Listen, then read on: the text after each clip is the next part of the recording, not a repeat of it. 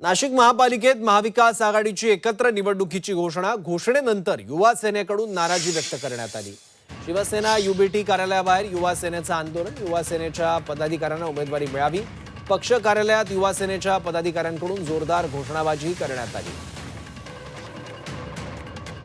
आम्हाला फक्त बोलताय की नाही, पण बोललेले नाही, तुम्हाला देतो, पण मग आता अंतिम टप्प्यात आलेले, उद्या तिकीट वाटप चालू झालेलं आहे, असे आपल्याच माध्यमातून आम्ही बघतो। आम्हाला फक्त आपल्या माध्यमातून वरिष्ठांपर्यंत फक्त एकच सांगणं आहे की युवा सेनेचा 4 ते 5 जागांवर जे येणार आहे त्यांचा विचार करावा। जिल्हा प्रमुख असतील, जिल्हा सचिव असतील, सर्व प्रमुख पदाधिकारी असतील आणि सर्व युवा सैनिक पण आहे।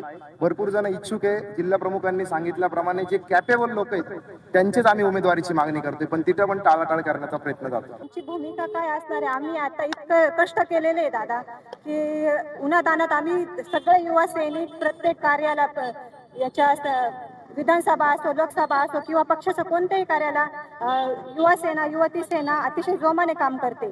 मग तिकिटाच्या वेळेस असं का होतंय?